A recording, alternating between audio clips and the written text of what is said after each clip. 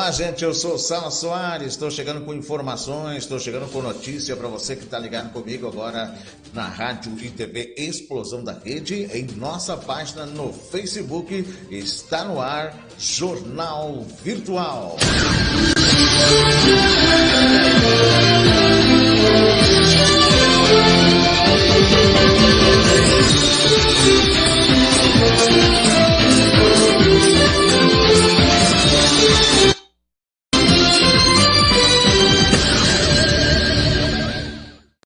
Estamos chegando com informações, estamos chegando com notícias. Já para começar, para você que está ligado comigo, já vai compartilhando esse vídeo nas suas redes sociais, nos seus grupos do Facebook e também nos seus grupos do WhatsApp. Vai compartilhando com seus amigos para que mais pessoas recebam as informações que a gente está trazendo para você ligado com a gente na Rádio TV Explosão da Rede. E de primeira, já começando com informação falando sobre o presidente Jair Messias Bolsonaro, prestando condolências a Milton Neves, que acaba de perder a esposa para o câncer. É a primeira informação que eu trago para você ligado comigo na Rádio TV Explosão da Rede. Chega para cá, chega junto que tem informação. Chegando aqui trazendo essa informação falando sobre o presidente Jair Messias Bolsonaro prestando condolências a Milton Neves, que acaba de perder a esposa para o câncer. É uma doença aí que também eu perdi a minha mãe para essa doença, né? O câncer é uma praga mesmo. Olha só, nessa segunda-feira, dia 31, o presidente da República, Jair Messias Bolsonaro, prestou condolência ao jornalista Milton Neves, que perdeu sua esposa Lenice Neves, vítima de câncer, abre aspas.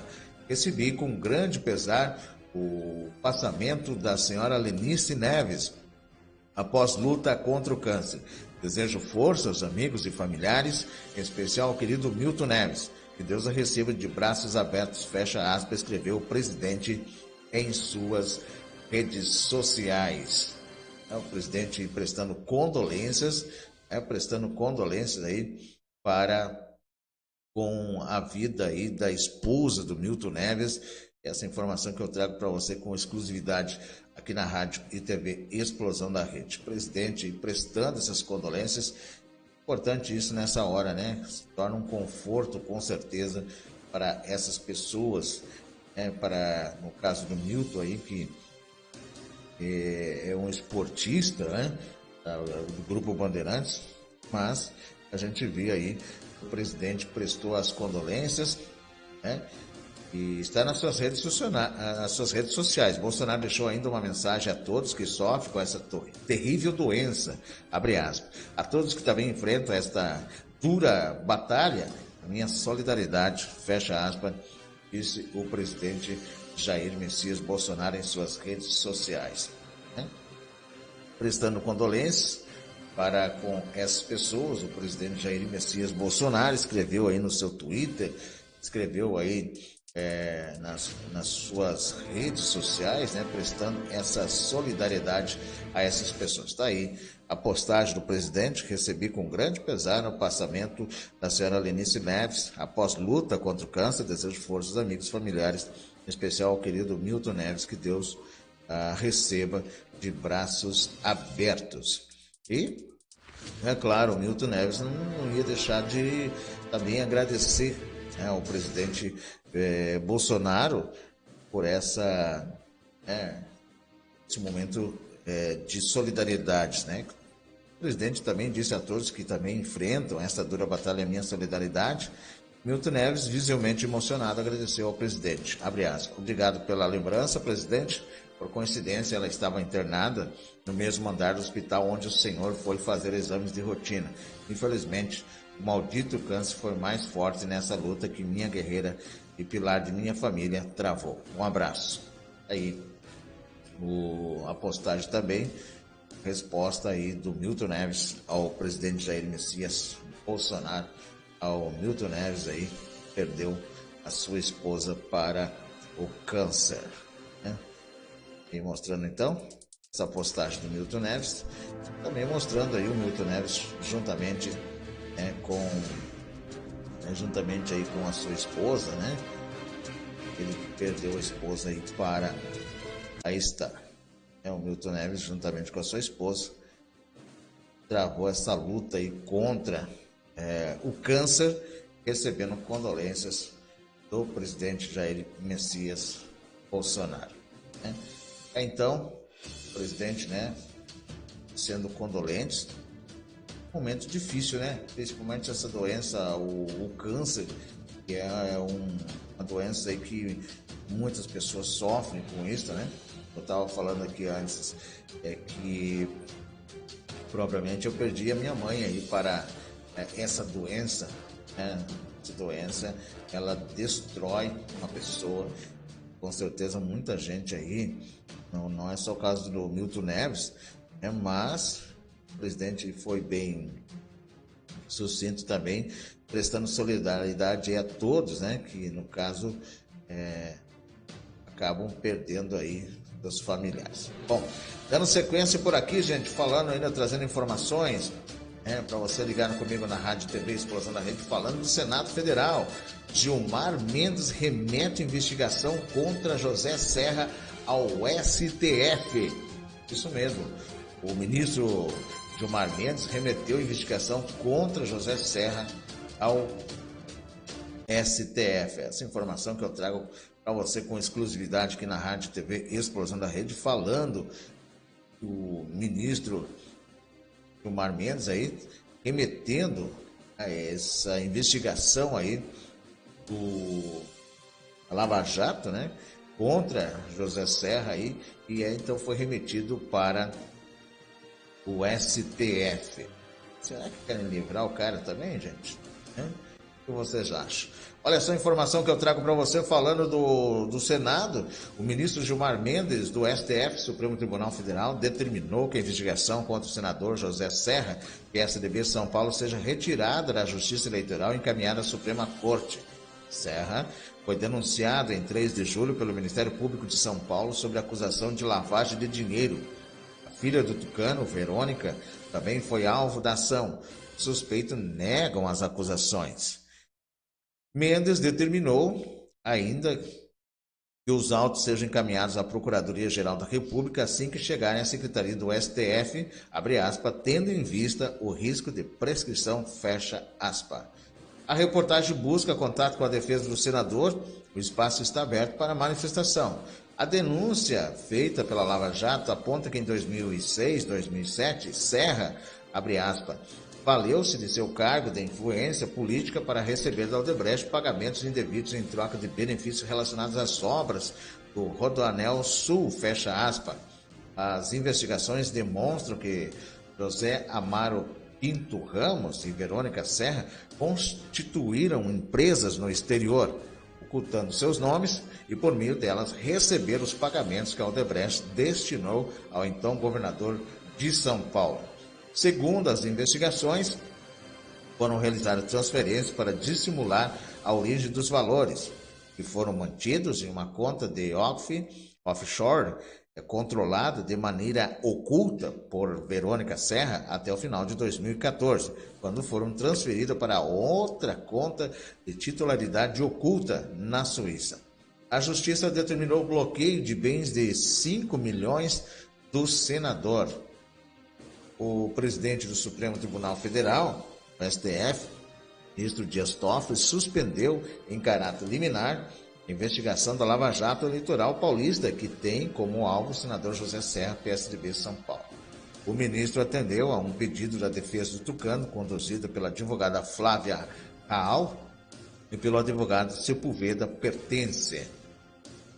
O ministro acatou o argumento da defesa de que a Operação Paralelo 23, que investiga a suposta Caixa 2 eleitoral do senador, violou o princípio do fórum especial por ter investigado Serra durante o exercício de seu mandato. Em outra ocasião, o presidente do Supremo também suspendeu a investigação da qual o tucano é alvo na Justiça Federal. Tá aí. Gilmar Mendes remetendo a essa investigação contra José Serra, né, ao STF. Querem, né? Aí que eu me pergunto, por que querem, né? Deixa a justiça trabalhar, gente. Deixa a justiça trabalhar. Mas é a informação que eu trago para você com exclusividade. Você que está ligado com a gente aqui na Rádio e TV Explosão da Rede, falando sobre esse assunto. Gilmar Mendes aí tenta, né? Tenta aí, de repente, até tirar essa... Mas vamos ver agora o que acontece nos próximos dias aí sobre essa questão aí do Serra, né? Que está sendo investigado por lavagem de dinheiro.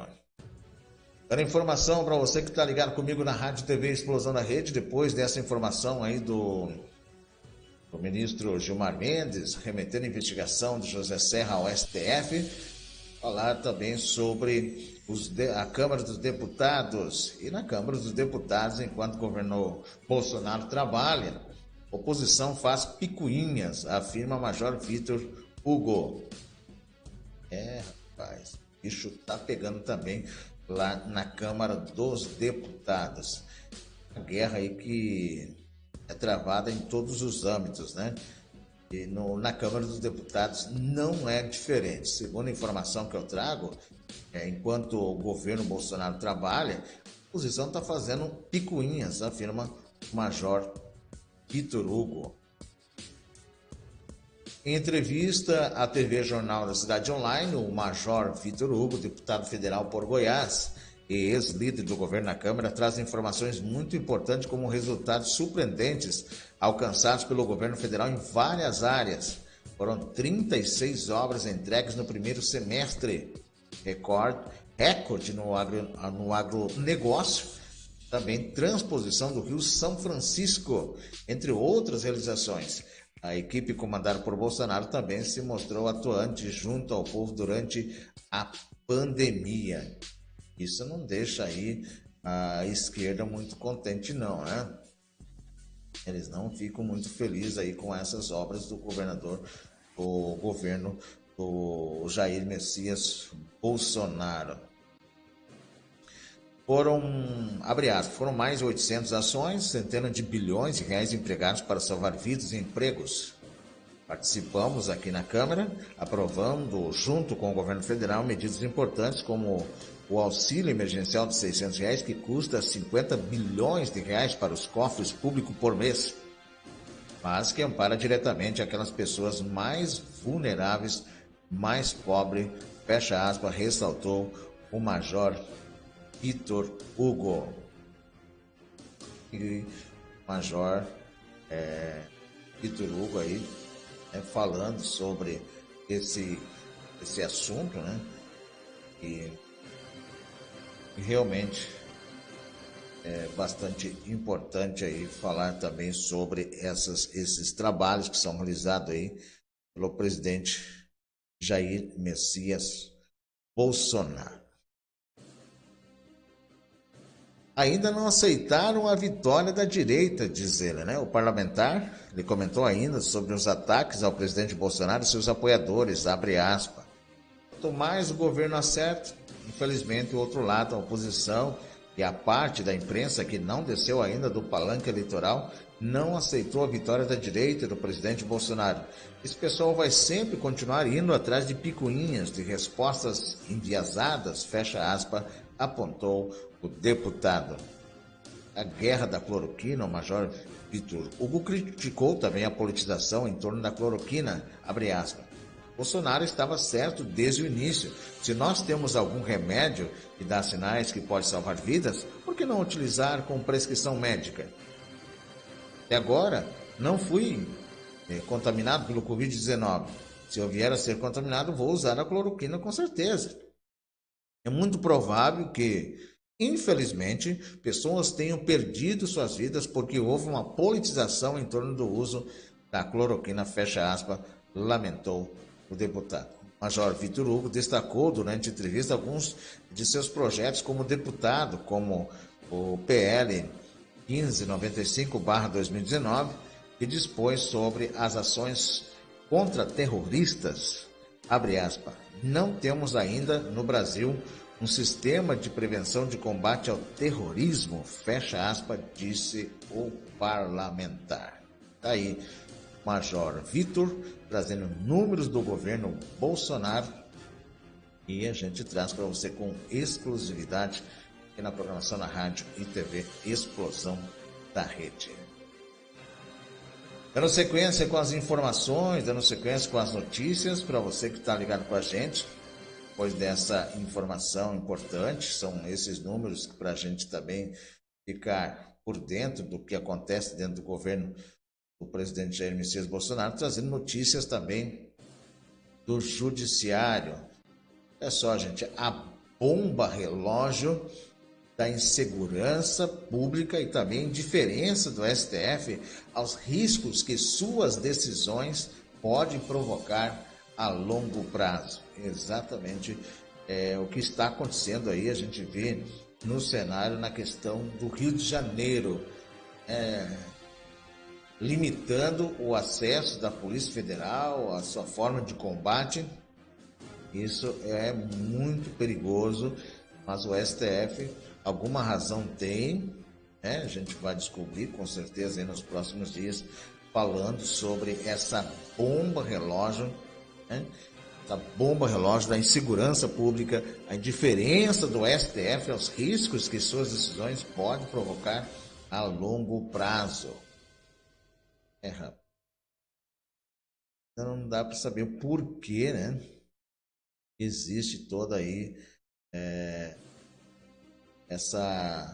esse interesse por parte aí do STF. Mas pode ter certeza que vai ficar claro nos próximos dias.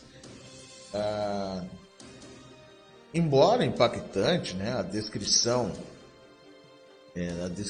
do relatório da Polícia Civil encaminhado ao STF semana passada sobre o crime organizado no Rio de Janeiro, provocou pouca reflexão a respeito desse dado importante que pode gerar graves consequências ao país, especialmente aos projetos de combate à criminalidade no momento oportuno.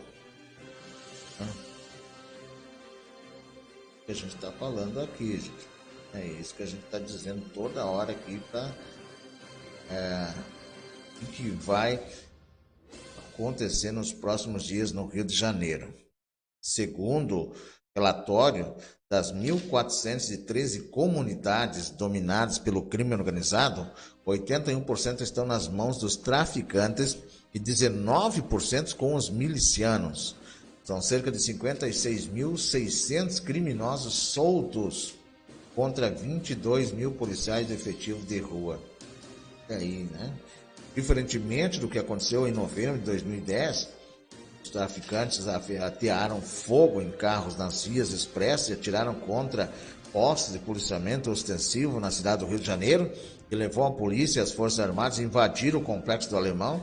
Não está havendo mobilização dos criminosos contra as forças do Estado, apesar da aterradora diferença de efetivo armado no momento fragilizado que se encontra o Rio de Janeiro com as crises políticas, jurídicas e sanitárias.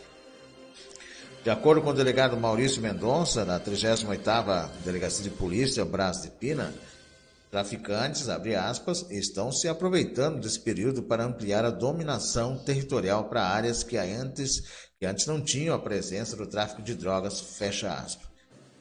Além disso, os membros do Comando Vermelho estariam recebendo treinamento militar de mercenários vindos da África e Europa Ocidental.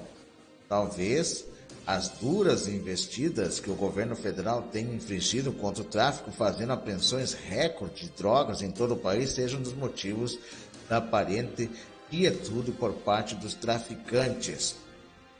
No entanto, isso não parece ter causado prejuízo significativo no seu poderio bélico.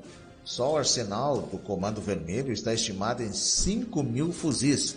Além disso, ele possui braços em outros estados como o Acre e o Amazonas, somando cerca de 30.000 faccionados. Tal comportamento talvez demonstre que algo bem maior e mais duradouro esteja sendo planejado. A exemplo do que aconteceu da criação da Farc na Colômbia, é provável que um poder paralelo sofisticado e muito bem articulado esteja surgindo e ganhando força no país, e poderá tornar muito mais difícil a recuperação do domínio da lei e da ordem, provocando um novo Estado dentro do Estado. Isso pode causar justamente o oposto do que as atitudes do STF pretendia gerar quando inviabilizou as atividades da Polícia Militar nas comunidades do Rio de Janeiro. Um derramamento de sangue evitável no futuro poderá ocorrer se nada for feito agora. A sociedade precisa se mobilizar e cobrar do Estado uma postura mais efetiva diante dessa situação, antes que alguma lamentável fatalidade de repercussão nacional ou até internacional aconteça e provoque comoção e justifique a tal esperada resposta. Considerando a complicada situação política do governo do Estado, aliada à completa indiferença do STF aos riscos que suas decisões podem provocar a longo prazo, a bomba relógio está armada e o prejuízo poderá ser bem maior se as medidas não forem tomadas a tempo de reverter essa complicada situação enquanto ainda é possível fazer alguma coisa. E essa bomba relógio da insegurança pública, a indiferença do STF aos riscos que suas decisões podem provocar a longo prazo. Informação que a gente vai trazendo para você, ligado comigo na rádio e TV Explosão da Rede, falando sobre o estado do Rio de Janeiro. Notícia e informação.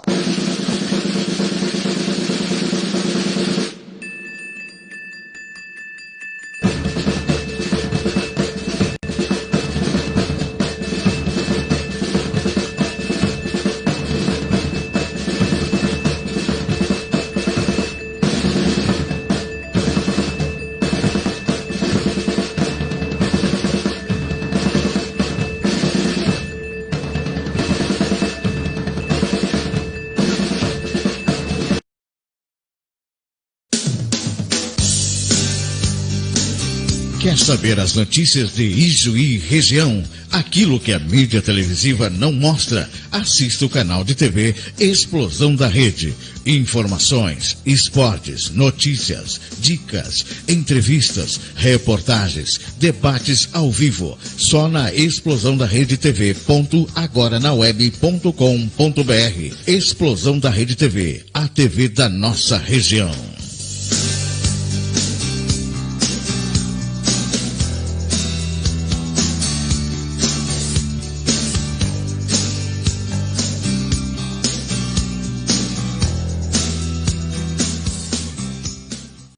De volta com a informação, de volta com a notícia, para você ligar comigo na Rádio TV Explosão da Rede. Estamos ao vivo em nossa página no Facebook, todos os dias, às 11 horas e 1 minuto da manhã e também às 15 horas e 55 minutos da tarde, trazendo informação, trazendo notícia, e depois temos um replay. Durante as manhãs, tarde, noite, madrugada, temos um replay das informações, da notícia, das nossas programações.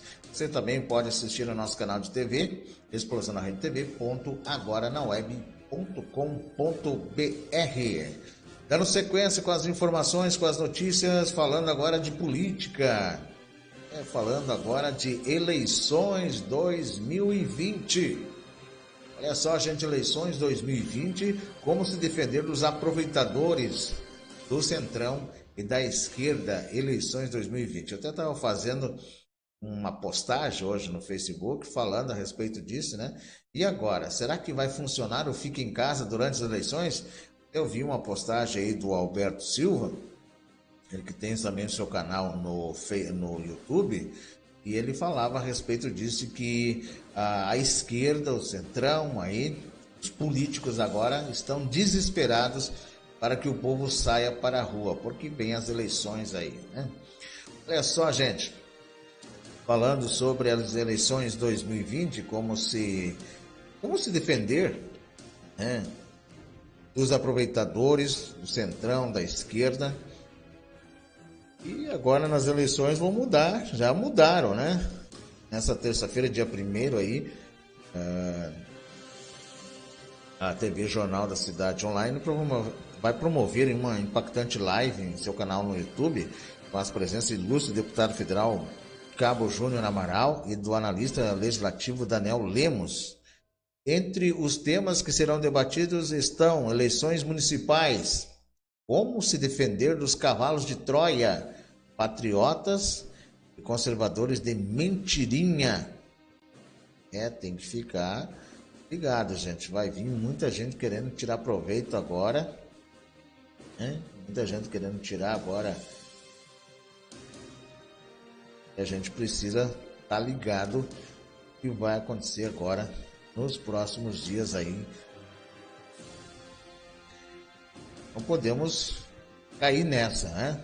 Temos que ficar ligado aí com o que vai acontecer então nesses próximos dias e agora nas eleições, né? As eleições vêm com tudo. Se você não abrir o olho, eles vão enganar sim. Bom, falando sobre as eleições de 2020, aí eu pergunto, né, gente? E agora? Como se proteger, como se defender desses aproveitadores, né? Uma coisa assim que a gente precisa agora estudar muito bem, estar ligado aí sobre esses acontecimentos. A guerra cultural, a armadilha da extrema esquerda para barrar a vontade popular. Como se defender dos cavalos de Troia. Vai vir muita gente agora vestidinho de patriota, de conservadores, mas tudo de mentirinha, né, gente? Ficar ligado. Vai ser uma guerra cultural, vai ser armadilhas da extrema esquerda, eles são bem aptos para isso, né? Se preparam para isso, para barrar aí a vontade popular. Então, com as eleições municipais chegando e a popularidade do presidente Jair Bolsonaro em alta, todos vão querer se aproveitar, aí mesmo o centrão e a esquerda.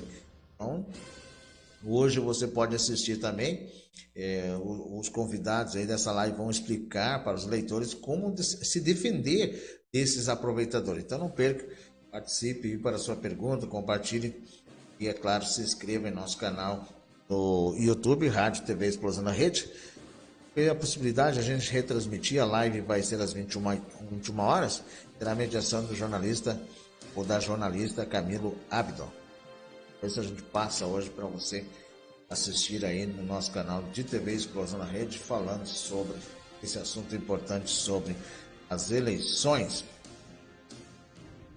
2020, como se defender dos aproveitadores do centrão e da esquerda. Eles vêm com tudo aí para enganar, eles vêm com tudo agora para permanecer. Alguns vão querer permanecer, né?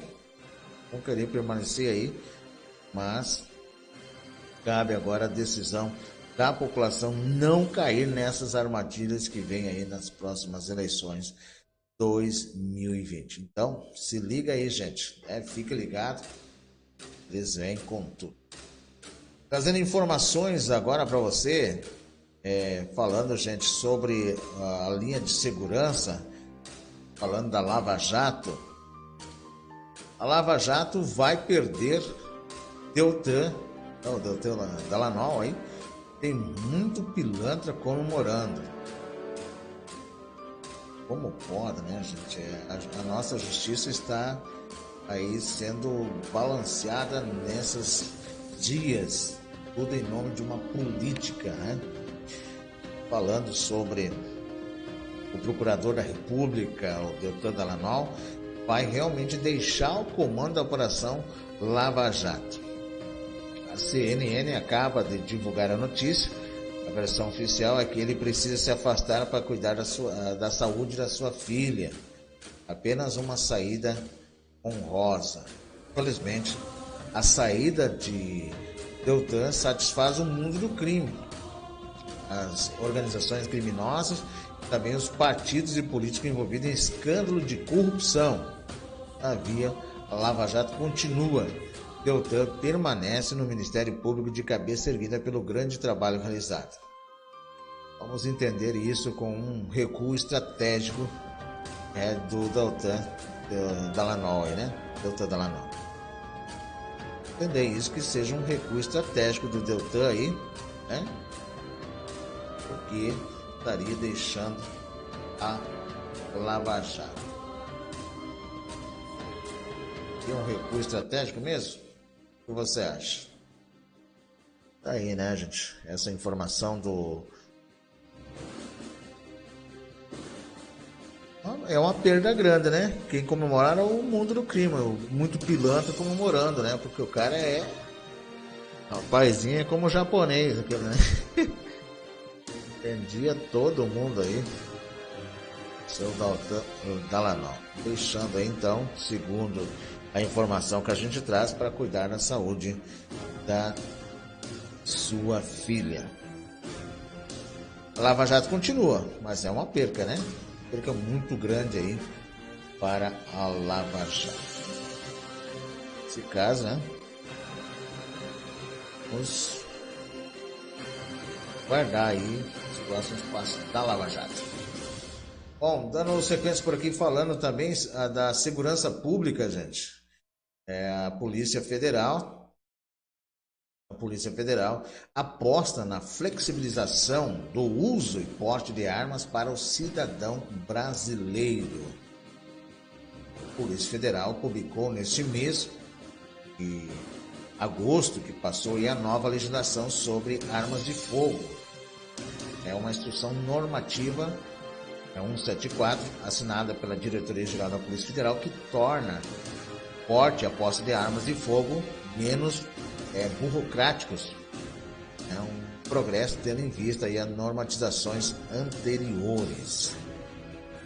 Ao exigir menos documentos e eliminar prazos para os novos pedidos, a IN também adequa a Polícia Federal aos decretos de 2019 do presidente Bolsonaro sobre o assunto, autorizando a aquisição de até 4 armas de uso permitido por pessoa no país, ampliando o prazo de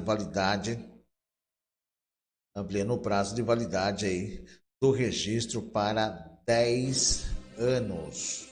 Para 10 anos, segundo a informação aí. Boa, né? Seria? A Polícia Federal apostando aí na flexibilização do uso e porte de armas para os cidadãos. Isso é importante, né? Todo bandido está armado. E o cidadão de bem, né, fica à mercê aí, muitas vezes, de coisas aí que lamentavelmente acontecem no nosso Brasil, né? E a Polícia Federal aposta nisso, né? Aposta aí na flexibilização do uso e porte de armas para o cidadão brasileiro. Em diversas categorias terão avanços, como por exemplo os policiais penais, que passarão a ter as mesmas prerrogativas dos demais policiais, e os magistrados e membros do Ministério Público, MP, que passarão a ter a aptidão psicológica e a capacidade técnica testadas pelas próprias instituições, sendo a Polícia Federal o órgão responsável por expedir o registro para armas de fogo no país. A edição desse ato buscou deixar mais objetiva a análise do requerimento para a concessão de autorização para aquisição de armas de fogo de uso permitido. O grande problema da norma anterior era a comprovação da efetiva necessidade e ensejava critérios subjetivos na análise da concessão, retirando da nova portaria. Quando o agente público tem a discricionariedade do poder de decisão, precisa seguir critérios de deferimentos objetivos. Objetividade diminui também a possibilidade de corrupção, de favorecimento e de influência das questões ideológicas pessoais. A partir de agora, considerando-se presente a efetiva necessidade para a aquisição de armas de uso permitido, a posse e o porte ficam liberados, cumprindo-se as devidas avaliações físicas e psicológicas. Essa talvez tenha sido a melhor alteração realizada até hoje. Finalmente, as pessoas com armas no Sistema Nacional de Armas, SINAR, terão direito a treinamento mensal. Isso significa, entre alguns benefícios, uma redução no caso de acidentes, uma maior perícia no manejo da arma. Não fazia sentido o atirador ter uma arma e não poder treinar, né? A norma da Polícia Federal, juntamente com os decretos presidenciais, carrega o simbolismo de garantir o direito de propriedade, o direito individual de cada cidadão se defender e defender sua propriedade, por meio do direito de escolha entre comprar uma arma ou não. O tema sobre liberação ou restrição do acesso a armas de fogo para a população é um daqueles que tem relação aos quais a manipulação das informações difundidas ocorre de forma enganosa, com o intuito de confundir. A ideia básica é fazer com que se pense que haverá um banho de sangue quando os inocentes já morrem todos os dias sem direito à defesa. Na verdade, a norma vem ao encontro das demandas de todos que trabalham na área de segurança e que buscam real controle estatal das armas de fogo e munição existente.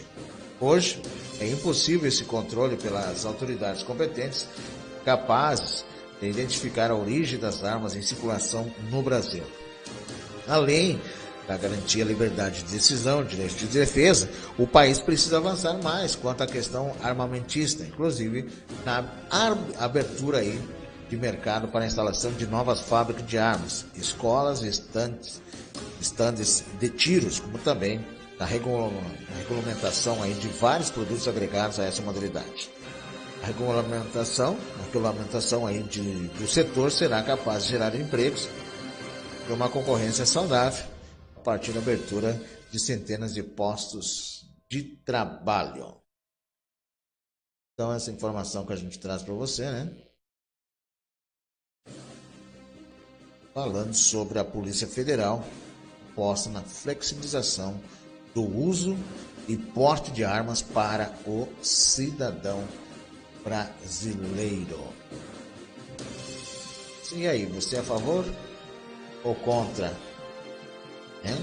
Pode dar a sua opinião aí pra gente, né? Quanto que eu sou a favor, né? O direito de defesa também para o cidadão de bem. Bom, dando sequência por aqui com a informação, dando sequência por aqui com a notícia para você ligar com a gente na Rádio TV Explosão na Rede, falando sobre o assunto também do coronavírus, que ainda continua ainda mandando em muitas cidades, tudo por interesse, né? A minha pergunta agora, gente, a respeito da questão do corona, né? Sobre os responsáveis ou sobre os irresponsáveis, né? Mas para os irresponsáveis, a pandemia aí, desmistificando, desnudando, desmentindo a narrativa também de muitos governadores e prefeitos, né? Começando com o governador de São Paulo, governador do Rio de Janeiro, que já foi afastado, o senhor Witzel, né? O senhor Witzel aí foi afastado, está sendo investigado. Pode pegar um xadrez aí. Pegar um xadrez nos próximos dias, senhor Witzel. Enquanto isso, os outros ficam de olho arregalado, né? O governador de São Paulo. Grande pergunta, né? Quem seriam os irresponsáveis ou os responsáveis pela pandemia? Desmistificando, desnudando, desmentindo a narrativa dos governadores e prefeitos. E agora estão usando a mídia, né? Estão usando a mídia para querer culpar o presidente da República. Olha, cara, é indignação que dá, né? Indignação que dá. Agora vamos tentar desmitificar, gente. Vamos tentar desconstruir, desnudar, tirar a roupa, desmentir a narrativa de governadores, prefeitos e outras autoridades, entre aspas, né, que fomentaram com as suas equivocadas políticas públicas de saúde mortes por conta da pandemia. Os temas são as políticas de controle e a medicação na pandemia. Vamos tentar não misturar esses fatores, para ficar bem claro tudo isso. Algumas premissas se fazem necessárias. Ninguém no Brasil, ninguém mesmo deu a verdadeira dimensão da crise sanitária quando as notícias começaram a ultrapassar as fronteiras da China. O surto, ainda em 2019, a evolução, a escala da doença, passou para endemia, epidemia, até ser declarado como pandemia. No Brasil, já com a doença espalhada por vários países, os governadores ainda não davam a real importância. As declarações de governadores, de governantes, especialmente de cidades e estados com tradição carnaval, marcaram a irresponsabilidade de um representante público. Desdenharam do perigo, mitigando a exposição do povo. Estou ainda considerando o viés do dom. À medida que os casos começaram a aparecer, inclusive com mortes, a politização do vírus explodiu. Governantes e autoridades viraram senhores da ciência, protetores da sociedade.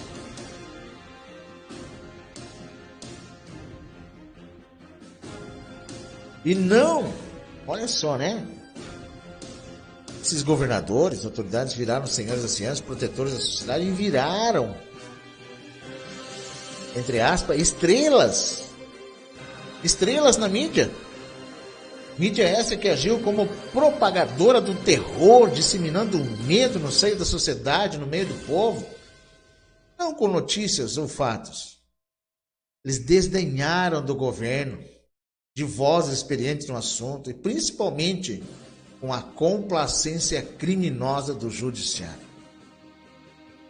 O que acompanhamos foi o contraponto que os governantes políticos justificam. E a gente acompanhou, foi esse contraponto, né, que os governadores políticos, justiça e imprensa executavam, sempre tendo como pano de fundo o oposto ao que o governo central queria aplicar, em detrimento da real preocupação do enfrentamento do problema. Isso foi fatal.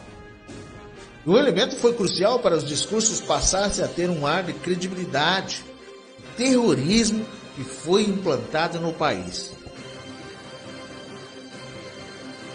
Isolacionismo, sanções, opressão, imposições, acusações, discursos sentimentais, a farsa do princípio de eficácia científica dos medicamentos apresentados pelo mundo passaram a fazer parte do dia a dia nacional. A ciência também foi usada politicamente, não à toa. Michael Leite, biofísico inglês, disse, abre aspas, a política infectou a ciência. O povo se viu engessado e dominado por tudo isso. Veio o silêncio sobre o impacto social na economia, os reflexos na empregabilidade e a manutenção empresarial, tudo encoberto pelo lema do, abre aspas, salvar vidas, fecha aspas. Quebradeira generalizada. É o que a gente viu. Quebraram cidades e países, gente. Tudo em nome de salvar vidas.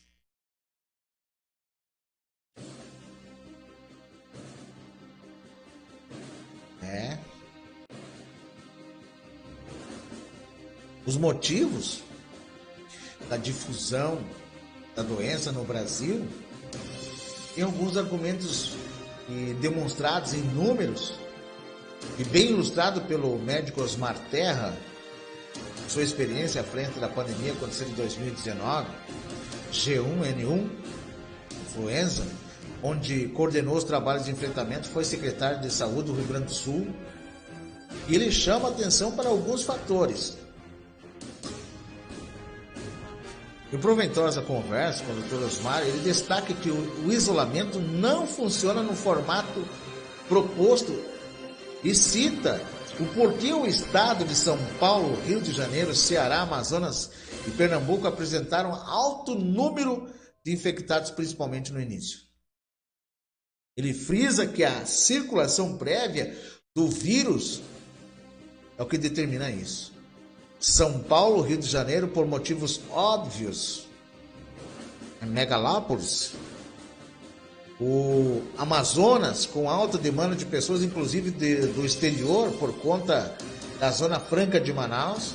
E Pernambuco, com turismo sempre em alta. Deixei o Ceará por último, para compor uma explanação interessante feita pelo Dr. Osmar. Uma triangulação ilustra bem o que seria a circulação prévia que aconteceu. Wuhan, China, início da pandemia, da epidemia. Milão, Itália, alto índice de infectados. E Fortaleza, turismo oriundo das cidades italianas, por voos diretos. Ligações comerciais ligam empresários chineses à cidade de Milão, né? A moda. O turismo italiano está intrínseco à cidade de Fortaleza. Podemos arriscar que a circulação prévia do vírus em Fortaleza aconteceu até mesmo antes da epidemia ser declarada no Brasil. E por fim, por maiores que sejam os esforços para minimizar erros na contabilização dos infectados, eles se tornam frágeis à medida que o quesito testagem está longe do ideal, tanto na quantidade quanto no modelo de testes. A amostragem de contaminação está comprometida desde o início, deixa de trazer luz à realidade.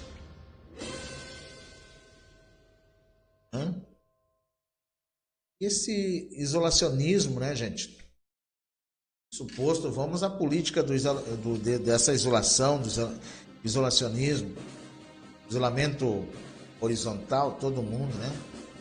Aí tem o isolamento vertical, quarentena, lockdown. Estavam no centro da polêmica.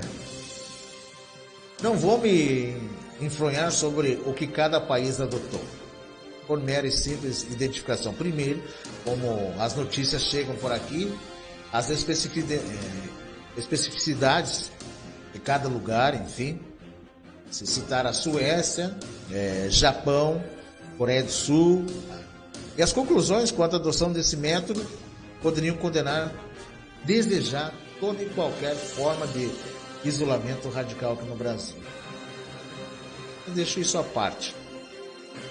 Prefiro recorrer ao conhecimento, experiência e justificativa do Dr.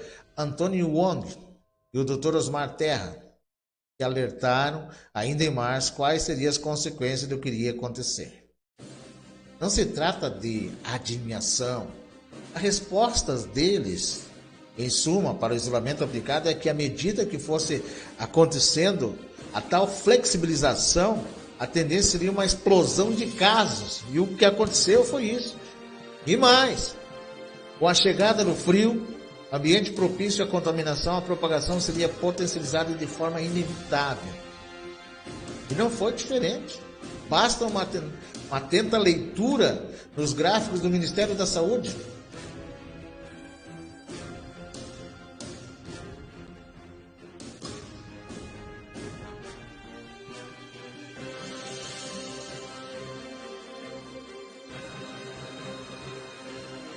Vou mostrar só o gráfico aqui, gente.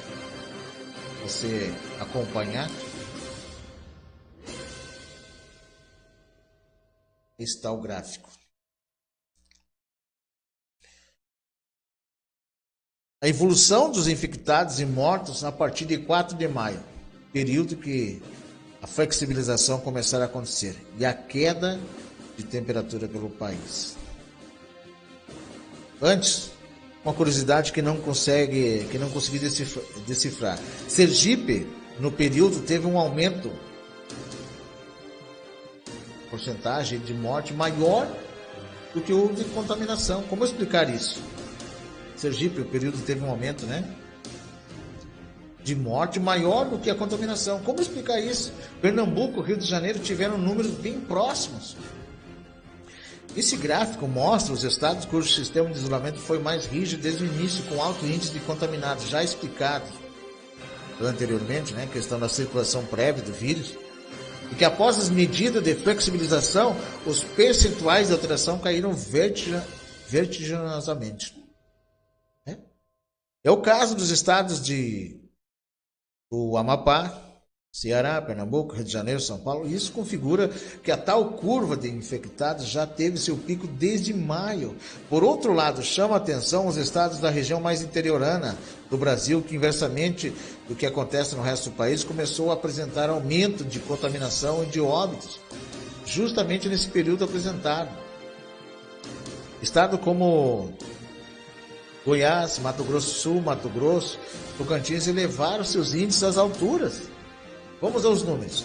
Até o dia 4 de maio, esses quatro estados apresentavam 1,76% dos casos confirmados dos infectados no Brasil. Ou seja, em 2 meses, com a população de 7% do país, eram insignificantes os casos por lá. E a partir de 4 de maio, esse percentual pulou para 9% em 4 meses. Coincidência ou não, esses estados passaram a praticar o isolamento com mais rigidez, com destaque para Goiás e Mato Grosso do Sul. Conclusão: tem responsabilidade criminal envolvida em tudo isso e que deve ser apurada. O isolamento, da forma que foi implementado e ainda é aplicado em muitos pontos do país, não tem o efeito que os governadores, os governantes querem impor apenas com discursos. Alegam que é assim no mundo inteiro, é blá, blá, blá, blá. Mentira! Há inúmeros exemplos de países com histórico de controle bem mais eficiente, sem essa política equivocada. E, de novo, se faz presente a questão da politicagem no meio governamental, municipal e também estadual. Diga-se a bem da verdade. O fator da circulação prévia que foi ignorada e aplicada, a aplicação de isolamento mais criterioso e ajustada à realidade de cada lugar, teriam efeitos muito mais satisfatórios se considerados para protocolos da política de saúde pública, com certeza absoluta. Infelizmente, todos foram atingidos em cheio com os reflexos dessa política adotada, a socioeconômica, mas isso é tema para um outro momento. A segunda parte dessa coluna continua tratando da política da saúde pública, a politização do uso da cloroquina e seus complementos medicamentosos. Os irresponsáveis, os responsáveis da pandemia. A que ciência eles obedeceram, senão a política, gente? A que ciência que eles obedeceram, se não foi da política? Aí mostrando então, daqui a pouco a gente traz a segunda parte, falando para vocês sobre essa responsabilização. Tem que ser responsabilizados. Tem que ser responsabilizado. Não pode ficar. Quanta gente morreu por causa desses isolamentos que fizeram aí? Explodiu mesmo. Bom, agora falando sobre os antas em defesa da Rede Globo, no caso do doleiro dos doleiros. Tem gente defendendo aí a Rede Globo. Tem gente defendendo a TV. É incrível que pareça, mas sempre vai ter. Tem gente que defende até o PT, gente. Defende aí o partido que quebrou o país. Defende o Lula.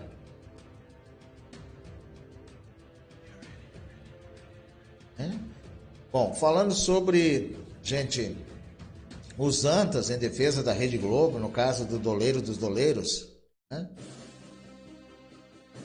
defendem com caras e bocas, a Rede Globo. Mostra a carinha deles aí, gente. É inacreditável, né?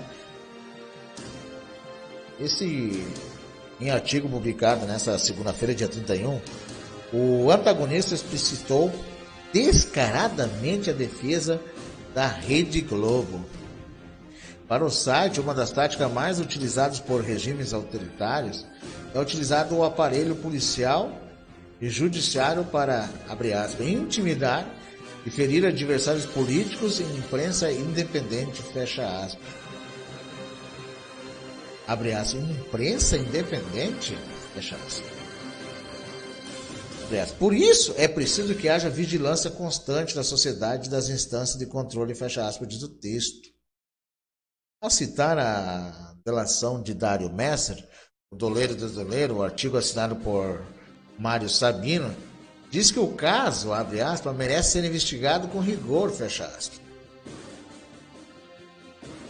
A história, abre aspas, a história não interessa à justiça porque, mesmo que fosse verdadeira, os eventuais crimes de sonegação fiscal e evasão de divisas estariam prescritos. E prescrição, por si só, não torna ninguém inocente.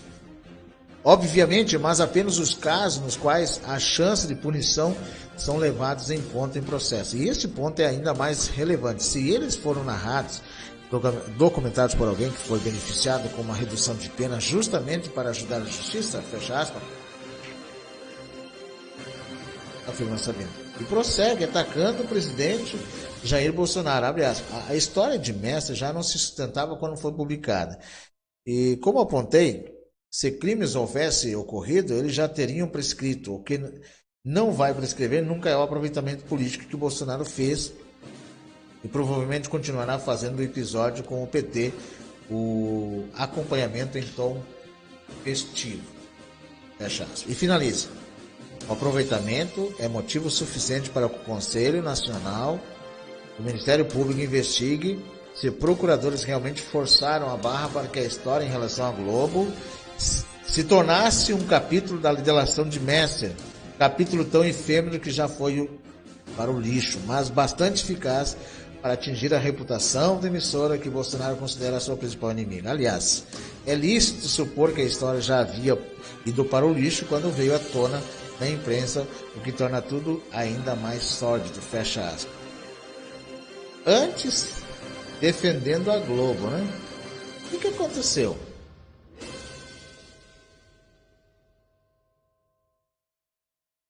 Aí notícia da TV, né? Os camaradas aí defendendo a Rede Globo. Tem gente que defende ainda, né?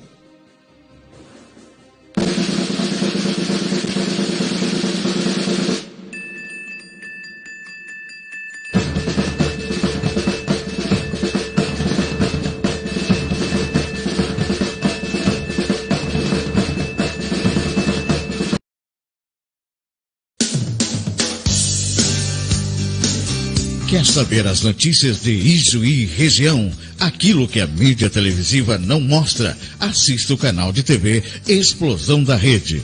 Informações, esportes, notícias, dicas, entrevistas, reportagens, debates ao vivo. Só na Explosão da Rede TV. agoranaweb.com.br. Explosão da Rede TV, a TV da nossa região.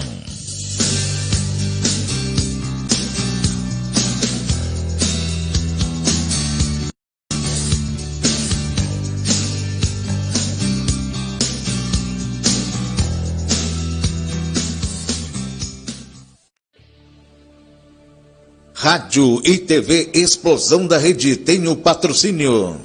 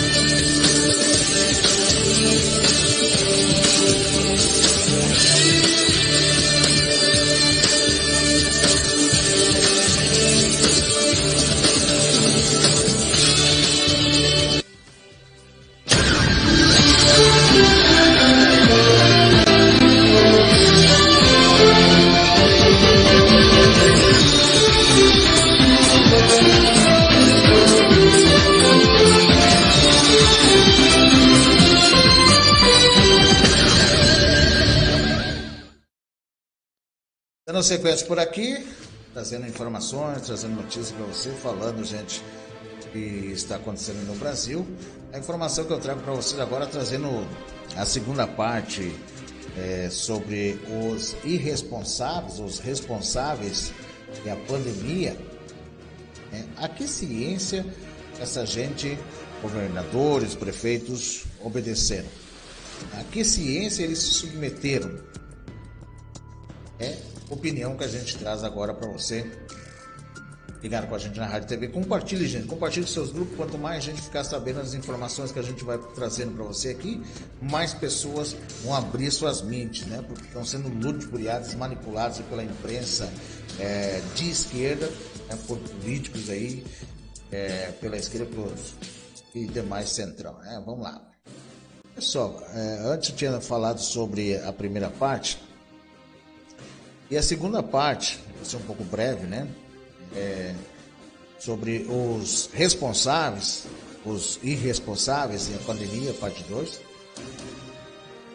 A que ciência eles obedeceram, senão a política?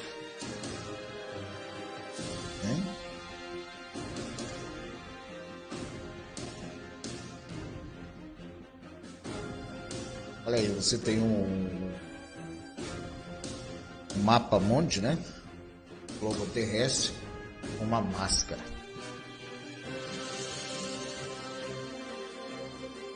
Agora falando sobre a medicação, né? Começo essa explanação aqui apresentando um gráfico que mostra com toda clareza o efeito da prescrição médica da cloroquina ou hidroxicloroquina, seus medicamentos associados com a azitromicina e zinco. Essa liberdade de prescrição se deu a partir do dia 20 de maio, quando o Ministério da Saúde deliberou sobre a liberdade dos médicos para prescrever tais medicamentos. O gráfico mostra, vou mostrar o gráfico aqui, vou mostrar o gráfico para vocês.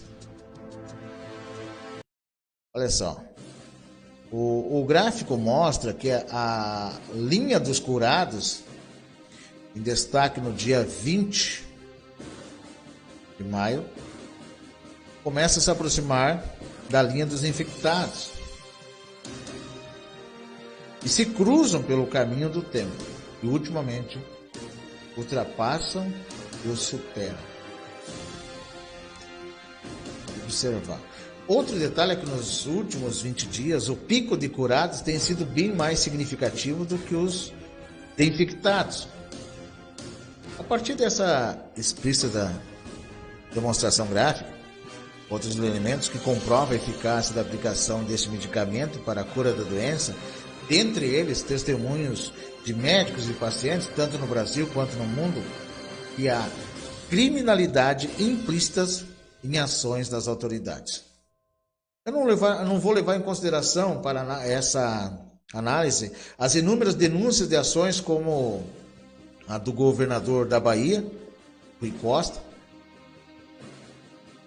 que teria prendido e escondido os medicamentos, impedindo acesso aos pacientes. Esquecer as divulgadas mentiras escandalosas, como a do David Up, que omitiu propositalmente que fez o uso da cloroquina em seu próprio tratamento.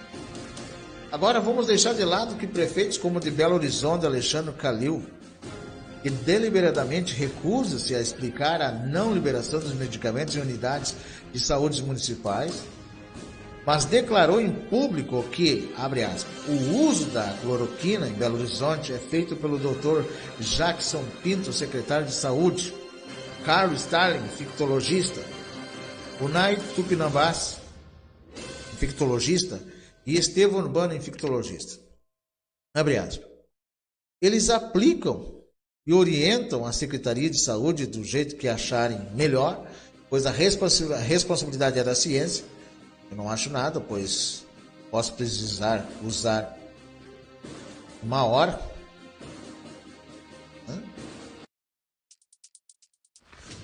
É difícil, mas vou ignorar o médico político Henrique Mandetta, como ministro da Saúde do Brasil, disse não recomendar o medicamento, exceto se se o paciente apresentar falta de ar ou comprometimento pulmonar, ou seja, agravamento do estado de saúde.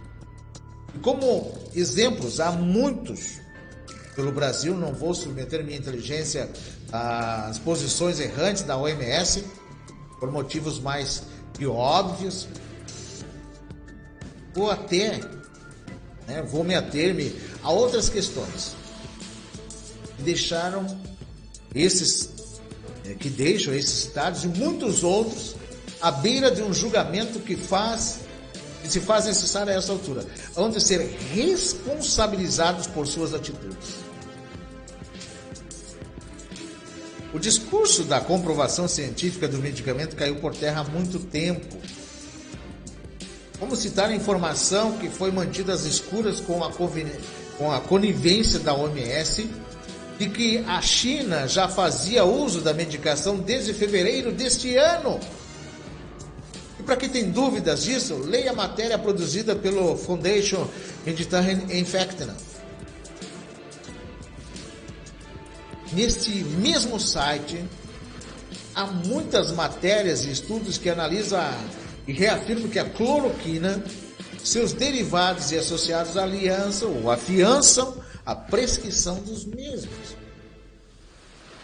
Publiquei documentação oficial da Associação Médica do Brasil, do Conselho Federal de Medicina e da Associação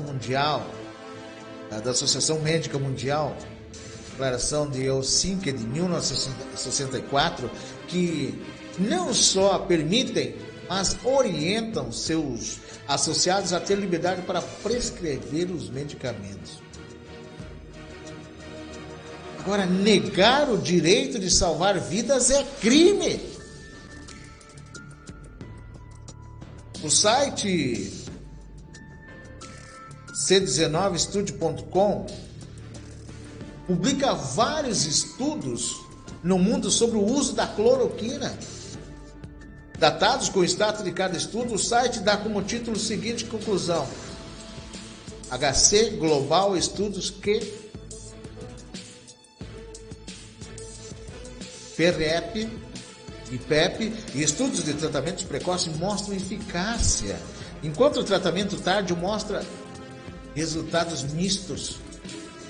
Aqui no Brasil, é imperioso citar que municípios como Floriano, do Piauí, Porto Feliz, São Paulo e Santa Cruz do Sul, Rio Grande do Sul, entre outras, têm como resposta os demais governantes que a cloroquina salva vidas. Isso sim, abre aspas, é salvar vidas.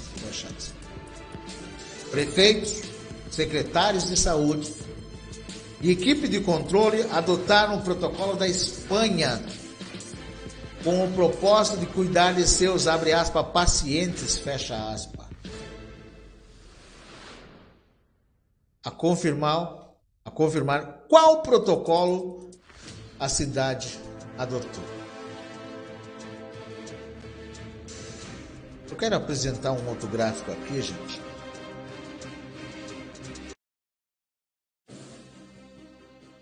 Um quadro com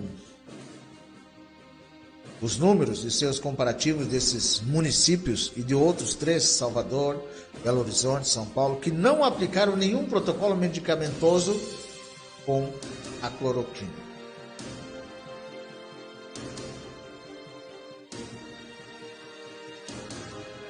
Considerando que o resultado dos municípios com o uso do medicamento, cloroquina é eficaz, frente àqueles municípios que não adotaram.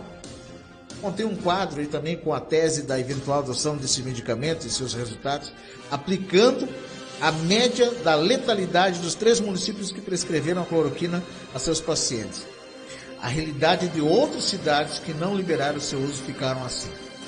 Vou mostrar para vocês aqui, mais para baixo. Aqui.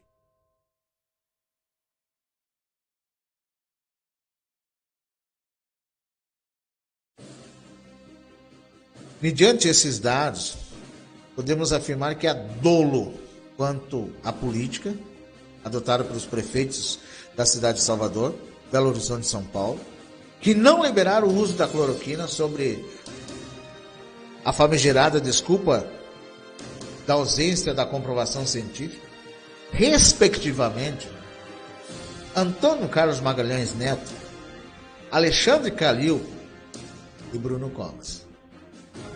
Qual responsabilidade pode recair sobre esses administradores públicos?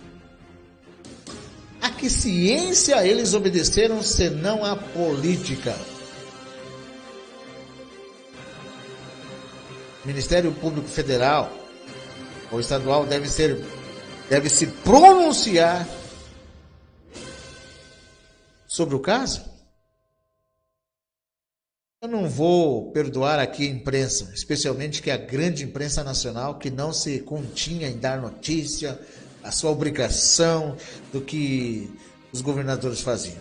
A imprensa também tem a sua responsabilidade a partir do momento que insinuava a todo momento a validade das ações dos prefeitos, dos governadores e políticos. A imprensa agiu como cúmplice, uma vergonha. É opinião. Alexandre Siqueira, articulista.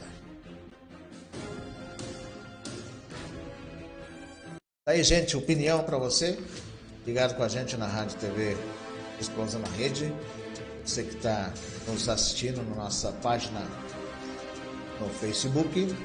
Lembrando, todos os dias, 11 horas e 1 minuto e às 3 horas e 55 minutos da tarde, tem informação, tem notícia aqui na Rádio TV Explosão na Rede, tem novidades, tem ofertas. Sempre a gente traz alguma coisa para você aqui, tá bom? Às 18 horas vai ser reproduzido lá no nosso canal no YouTube, Rádio TV Explosão da Rede.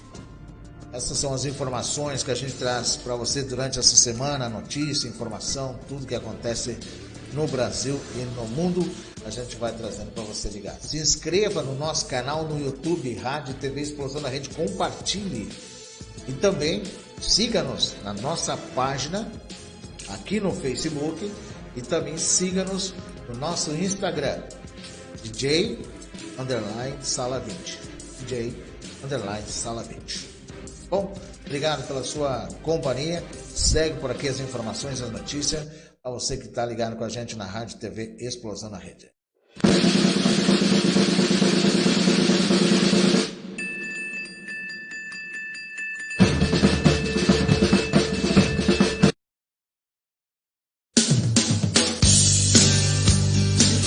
Quer saber as notícias de Ijuí e região? Aquilo que a mídia televisiva não mostra? Assista o canal de TV Explosão da Rede.